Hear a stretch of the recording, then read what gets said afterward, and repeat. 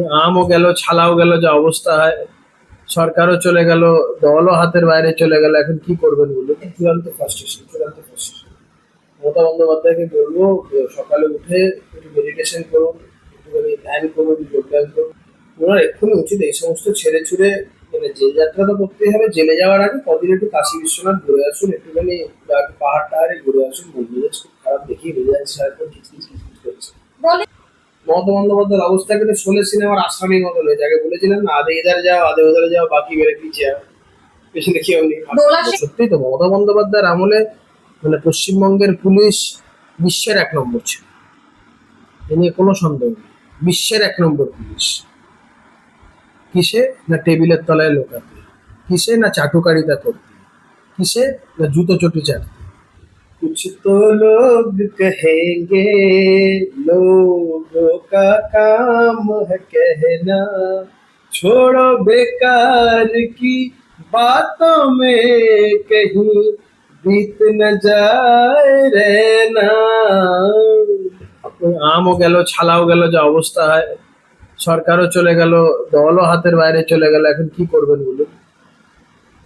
এই অভয়ার আত্মা, আমি বলেছিলাম না মমতা বন্দ্যোপাধ্যায়কে শান্তিতে থাকতে দেবে না। যে অন্যায়, যে অত্যাচার মমতা বন্দ্যোপাধ্যায় বিগত 15 বছর করেছেন সেটা তো আছেই, কিন্তু অভয়ার ঘটনার এই অভয়ার অতৃপ্ত আত্মা শান্তিতে থাকতে দেবে না মমতা বন্দ্যোপাধ্যায়কে, নিশ্চিন্ত মিলিয়ে গেল।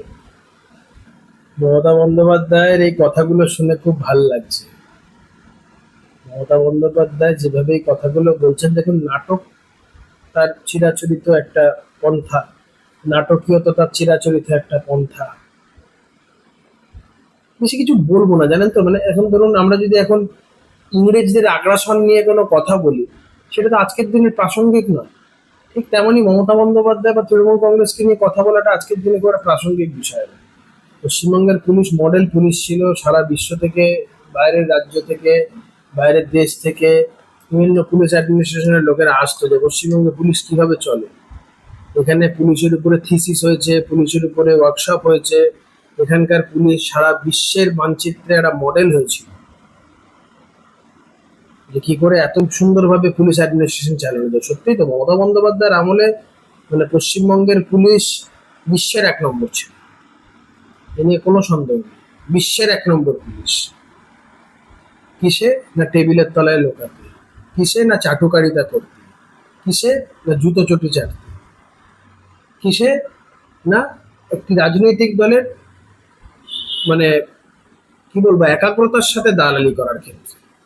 কি আর বলবো, দুর্ভাগ্যের বিষয় মমতা বন্দ্যোপাধ্যায় এই রাজ্যের পুলিশ অ্যাডমিনিস্ট্রেশনটাকে একদম কমপ্লিটলি একদম মানে ওদের কনফিডেন্স, ওদের মোরাল একদম তলানিতে নিয়ে গিয়ে ঠেকিয়ে দিয়েছে।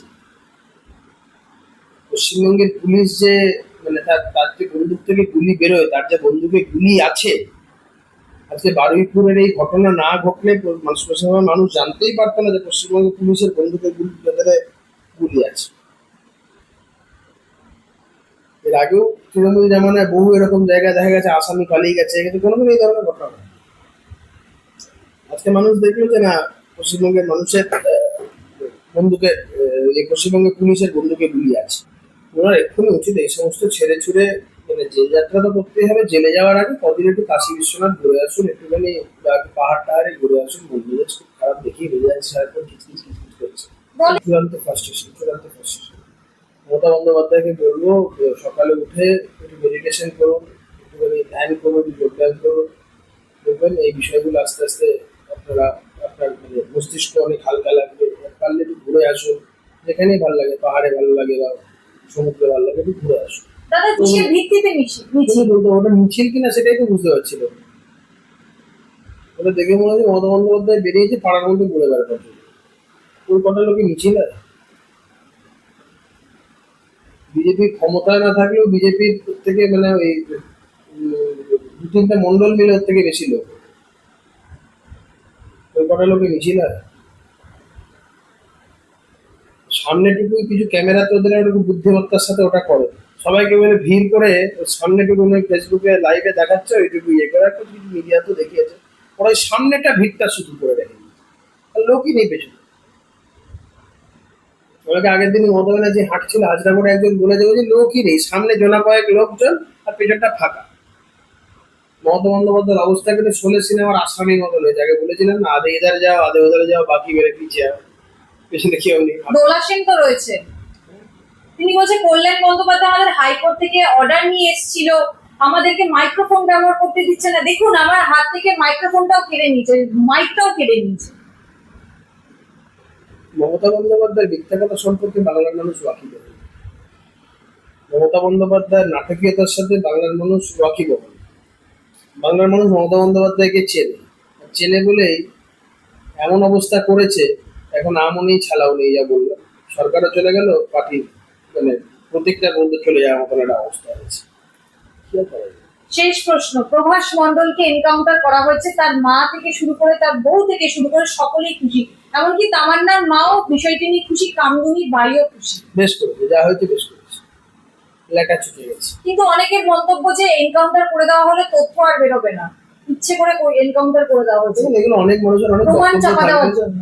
অনেক মানুষ অনেক কথা বলবে, অনেক কিছু বলবে, সবার কথা সবসময় শোনা সম্ভব? कुछ तो लोग कहेंगे, लोगों का काम है कहना, छोड़ो बेकार की बातों में कहीं बीत न जाए रहना।